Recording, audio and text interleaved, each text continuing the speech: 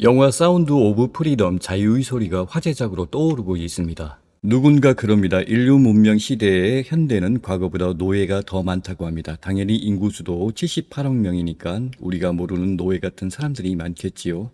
전 세계적으로 한 해 600만 명이 실종되는지 납치되는지 알 수 없습니다. 중국의 경우는 워낙 인구가 많다 보니 하루에 200명의 아이가 납치당한다고 합니다. 인간을 물건쯤으로 생각하는 범죄입니다. 아이와 함께 기차를 기다리던 엄마. 그때 친절한 아주머니가 다가오는데요. 没事，一趟车嘛，我的路很少。那麻烦你了，还挺沉的。萱萱，你快下来吧，你别累着奶奶了。 그렇게 기차를 타려던 순간 萱萱， 그대로 납치당하고 맙니다. 呀，经过这种事儿多了，再这么爱管闲事，肯定是。 보통 도둑질을 하면 남의 물건을 훔칩니다. 더욱 대담하면 강도로 돌변합니다. 그리고 훔칠 게 없으면 사람을 훔칩니다. 납치죠. 장기, 임신매매 여러 목적으로 납치합니다. 납치범들은 그 수요가 있기 때문에 납치를 합니다. 현대는 지능적인 범죄로 사채업자들이 여성들을 우대합니다. 고금리 이자로 헤어나지 못하고 빚을 갚지 못하는 여성을 노리고 몸을 포기해야 합니다. 대다수 데이비드 호킨스 박사의 도표 중 의식지수가 현재 평균 207레벨이며 과거 대부분 사회 인간의 평균 의식지수가 190레벨 미만입니다. 범죄도 많고 우범지대도 많고 벌건 대낮에 깡패가 도심 번화가에서 생판 모르는 여자를 어깨에 짊어지고 납치를 하는 이야기도 있었답니다. 최근 음모 뉴스 채널에서는 영화 제목 사운드 오브 프리덤 자유의 소리가 멜 깁슨이 잠시 홍보한 장면이 나오고요. 제임스 카비젤이 주연으로 한 영화가 화제입니다. 제임스 카비젤은 영화 패션 오브 크라이스트 주연으로 예수 역할을 맡았습니다. 자유의 소리는 말 그대로 진실을 말할 권리가 필요합니다. 그러나 글로벌 엘리트들이 악행이 연결되어 있기 때문에 이 진실을 자유롭게 말할 수 없었던 것입니다. 멜 깁슨은 과거 BBC에서 그레엄 노턴 쇼에 출연했으며 무대 뒤 그린룸에서 할리우드 지배자들이 진정한 본색을 폭로하면서 충격을 주었습니다. 무대 뒤 잠시 뒤편에서 글로벌리스트, 아동 성매매, 인신매매와 어린아이 피해에 관한 이야기를 했다고 합니다. 멜 깁슨은 할리우드를 사탄의 사육장이라고 말했답니다.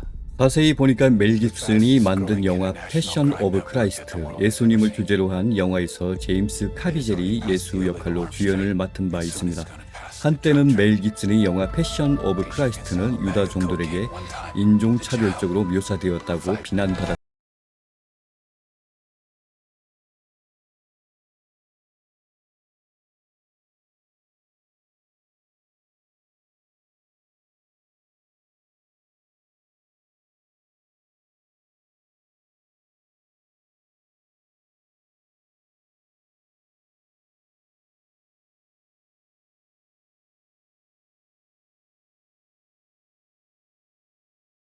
운영하며 아이들을 구출하는 데 전념하고 있는 팀 발라드를 실화를 바탕으로 만든 영화입니다.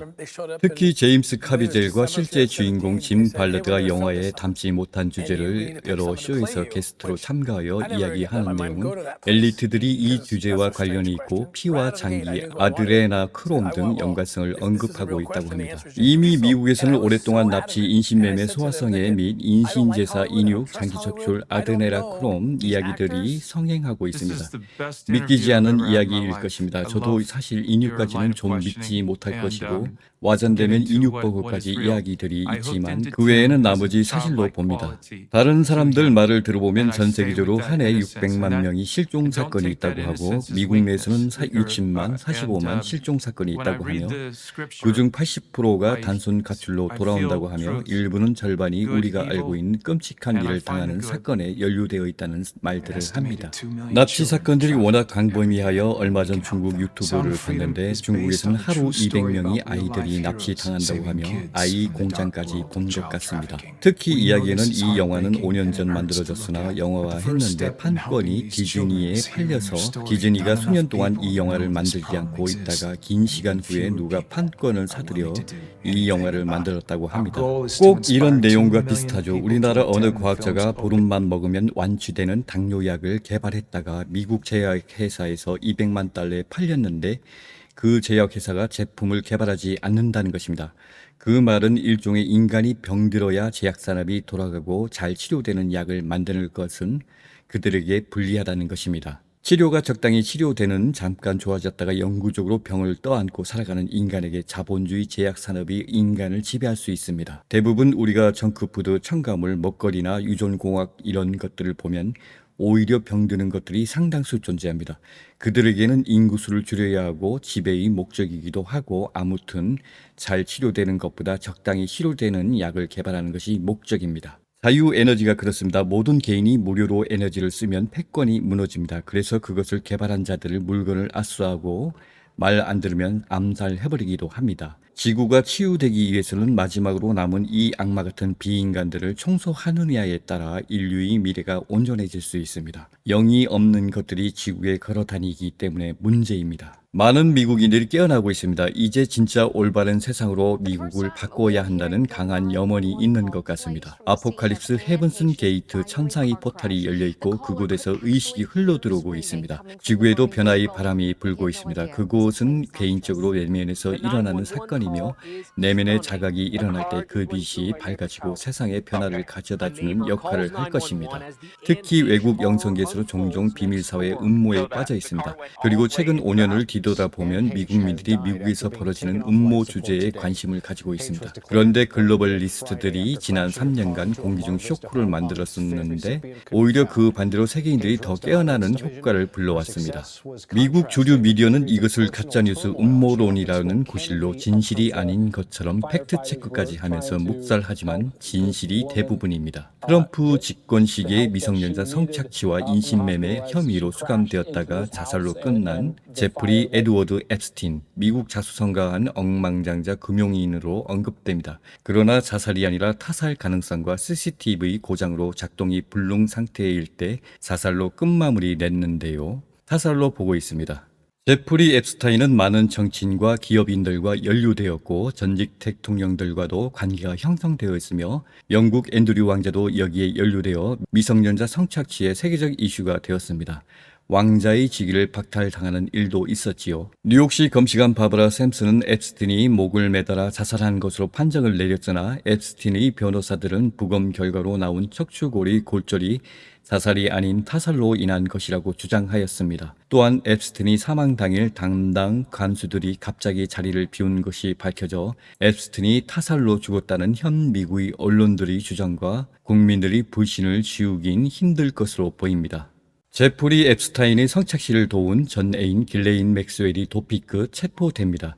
실제로 정보에서는 제프리 앱스타인이 모사드 요원으로 언급되고 있습니다. 이것은 수십 년 전부터 비아젠투어 고위, 딥스테이트 대력, 즉 카자리안 앞잡이들이 여러 가지 약점이 있어야만 합니다. 그래야 말을 듣지 않을 경우 이것들을 협박할 수 있기 때문입니다.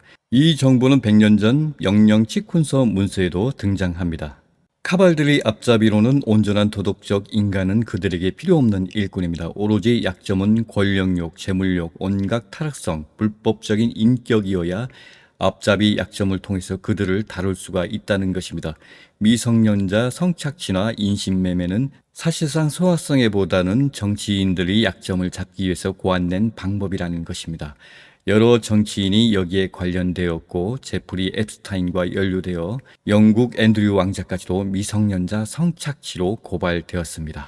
미국인들이 트럼프의 손을 들어 주었지만 그가 혼자서 미국의 행정 시스템과 모든 것을 통제할 수는 없습니다. 메인스트림 주류 미디어는 쉴 새 없이 맹렬하게 2,000가지 이상 가짜 뉴스를 만들어 트럼프를 공격했습니다.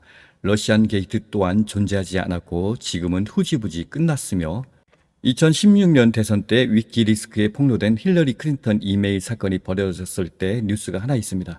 그 중에 지난 2016년 대선 때 민주당 선거위원장 세스 리치 워싱턴 DC 자택에서 강도에게 총살당했습니다. 없어진 것은 없답니다.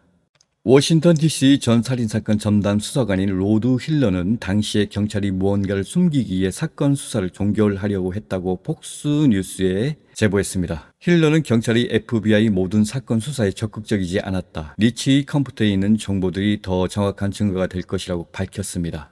세스 리치와 위키리스크가 이메일을 주고받은 정황을 발견했다고 말했습니다. 리치의 죽음과 위키리스크의 관계는 위키리스크의 창립자인 줄리안 어산지가 리치를 총살한 범인에 대한 정보 제보를 공개적으로 요청하고 정보 현상금을 2만 달러를 걸면서 의심을 받기 시작했습니다. 이를 놓고 사실상 리치가 위키리스크의 정보원이었다고 밝힌 것이나 다름없다는 분석도 나왔습니다. 이메일 폭로와 관련하여 암살당한 것으로 추측합니다. 이미 힐러리 클린턴 주변 인물은 최소 25명, 최대 50명 이상이 의문의 죽음으로 저 세상을 갔다고 합니다. 이 카발 미디어는 자신들에게 불리한 것은 방송하지 않고 오직 자신들의 세력이 아닌 인물들을 맹렬하게 공격하는 특성이 있습니다.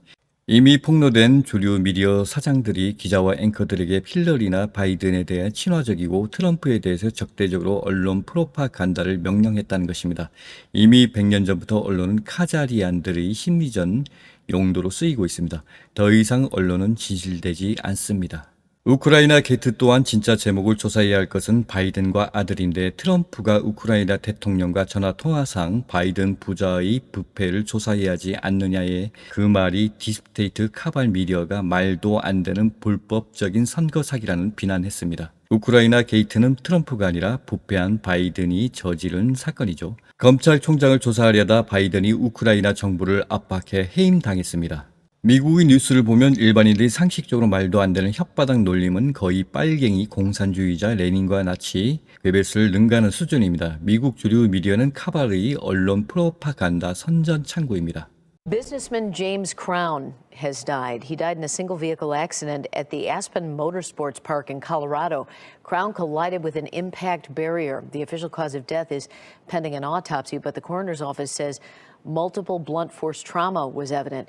Crown was part of the billionaire Crown family and owned Aspen Skiing Company.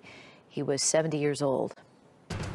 이번에 23년 7월 관련 뉴스 하나가 또 있습니다. 제임스 크라운 사망 뉴스입니다. 제임스 크라운은 70세 생일 축하 겸 자동차 경주 레이싱을 하다가 방지벽에 부딪혀 사망했다는 뉴스가 있습니다. 그리고 검시관은 뒤통수에 몽둥이로 수십 번 맞은 흔적이 발견되었다고 하며 서둘러 부검 과정에서 빨리 종결을 했다고 합니다. 이게 사실인지 아닌지 미지수이지만 냄새가 난다고 합니다. 제임스 크라운은 생전에 시카고 지역사회 발전을 위해서 박애주의 정신과 비폭력에 앞장서고 범죄에 노출된 지역에 일자리를 제공하고 여러 좋은 선행을 했던 것으로 보입니다. 그런데 이번 70세의 생일 때 모터스포츠 운전을 하다가 방지벽에 부딪혀 사망했다는데 검시 결과 분명하게 둔기로 여러 번 맞은 것으로 파악하고 있다고 정밀 분석 중이랍니다. 크라운이 하는 일은 일각에서 바이든 부자의 금융비리를 폭로하겠다는 발설을 하다가 아마도 의문사 당한 것으로 보인다는 이야기가 있습니다. 공기중 글로벌 쇼크 때 여러 의학자 전문가 반대되는 언론을 하면 의문사로 죽음을 당하는 사람이 꽤 있습니다. 아마도 그 중에는 에이즈 연구가 노벨상 의학상을 받은 몽타니 박사도 재작년에 사망한 것으로 보입니다. 그의 죽음이 딥스와는 반대되는 이론들을 언급했던 게 화근이었던 것으로 추정합니다. 이와 관련하여 여러 명 의학자가 의문의 죽음을 당했고 이외에 안드레아스 노악 박사 독일 내에서 개인 방송 중 무장한 경찰에 체포된 뒤 사망했습니다. 그의 언급은 공기중 쇼크와 관련하여 매우 위험한 발언을 한 게 화근이 되었습니다. 암살을 밥 먹듯이 하는 게 글로벌리스트들이 쥐뜯기인 것으로 100년 전이나 지금이나 똑같습니다.